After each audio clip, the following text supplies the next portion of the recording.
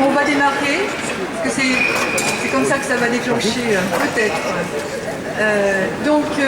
Bonjour à tous et à toutes, et merci pour votre présence au débat de l'atelier citoyen santé Bretagne PCF, et un merci tout particulier à nos invités. Malheureusement, comment il s'appelle, Marion Villez, elle est vraiment malheureuse de ne pas pouvoir être parmi nous. Elle avait bien préparé tout ça, sauf que le pass sanitaire s'est révélé positif et pour le coup, elle ne va pas pouvoir être avec nous.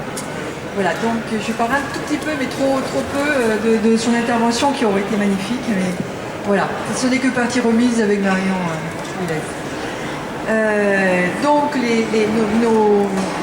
Tous les deux, nos deux invités, iront à contre-courant d'idées reçues et nous ferons découvrir comment il est possible, dès à présent, de construire avec les résidents et les personnels d'autres choix de vie et de travail et de les financer.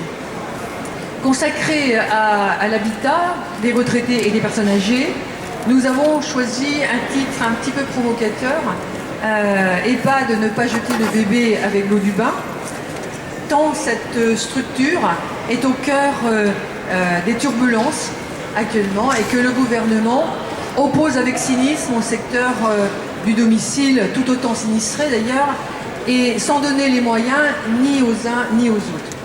La question du logement pour les retraités est une préoccupation qui s'exprime souvent d'ailleurs par l'expression « moi j'irai pas en EHPAD ». Et donc, comme disait aussi une responsable d'association, est-ce qu'on choisit d'aller en réanimation? Donc il en va de même, de notre point de vue, pour les EHPAD, mais on va échanger. Alors, le choix ou obligation, c'est la question. Les questions qui sont entretenues sur la vieillesse dans notre société conjuguent rejet et méconnaissance avec son lot d'idées reçues. Ainsi, la maladie serait la compagne inévitable de la vieillesse. Et cette normalité qui banalise nuit à la prise de conscience de l'obligation de la prise en charge par la sécurité sociale des besoins en autonomie dans les EHPAD. Et pourtant, les statistiques démontrent le contraire. Ainsi, sur 16 millions de retraités, 2,2 millions ont 85 ans, et cet âge est la moyenne d'accès aux EHPAD. Sur ces 2,2 millions qui ont 85 ans, donc, 548 000 y entreront, donc c'est pas la totalité, à 85 ans, pendant 3 ans et demi en moyenne. Voilà. Comme l'enquête dans ces établissements où les cumulent en moyenne 8 pathologies, c'est l'adresse et l'INSEE qui ont fait ces enquêtes. 9 sur 10 souffrent d'affections neuropsychiatriques acquises pendant leur activité. Là encore, aucun gouvernement n'a tiré d'enseignement pour considérer que ces dépenses relèvent bien de l'assurance maladie. Alors Fabien Cohen, qui est à mon côté, qui est membre du Comité national et de la Commission nationale santé et protection sociale du PCF, abordera cette question au cœur des débats actuels dans le cadre du projet de loi de financement de la sécurité sociale 2022, où le gouvernement refuse de consacrer un budget conséquent pour mettre fin aux souffrances des personnes âgées et du personnel et répondre aux besoins de l'autonomie.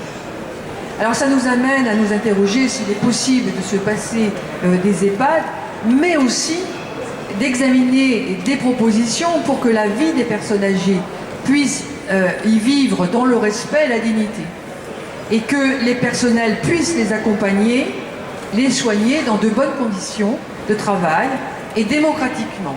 Parce qu'on ne peut que signaler malheureusement et déplorer que les professionnels qui sont engagés sur leur profession sont souvent à l'origine d'atteintes aux libertés graves syndicales. Et c'est 3 par exemple responsables CGT qui actuellement de l'EHPAD de Port-Louis, qui sont sanctionnés très sévèrement, puisque une infirmière, je vais dire globalement parce qu'elles ont des sanctions différentes, mais il y en a eu une exclusion, perte de salaire, enfin, et elles sont passées là au tribunal administratif. Donc on verra l'écoulement, on ne va pas anticiper sur ce qui paraît être une bonne chose dans les résultats, mais on attend la confirmation. Et puis Didier Salon, donc architecte, dans le domaine social et médico-social, qui placera les résidents et les résidentes au centre, en les considérant comme des personnes en capacité de prendre leur destinée en main. Et c'était un peu aussi la démarche que nous aurait fait découvrir Marion Villez. Il nous fera découvrir sa démarche pour lier l'architecture, l'humain, les conditions de vie et de travail, en nous interrogeant sur l'EHPAD citoyen, parce que ce n'est pas qu'au début de la construction, c'est peut-être une façon permanente de l'instaurer, et est-ce que c'est possible? Alors le volet que Marion Villez devait faire, c'est qu'elle partait du principe que la maladie n'implique pas forcément non plus obligatoirement l'hospitalisation. Et elle voulait partir justement de l'exemple de la maladie d'Alzheimer, qui est une maladie très stigmatisante, qui est mal perçue, et elle nous invitait à avoir un autre regard, y compris sur la vieillesse. Voilà. Donc je vais passer la parole à Didier Salon, qui va démarrer donc les interventions, à la suite de quoi on s'en à peu près un quart d'heure chacun, et à la suite de quoi vous interviendrez. Et vous avez des papiers, des crayons si vous souhaitez prendre des notes ou passer une question qui vous... Voilà. Merci à vous.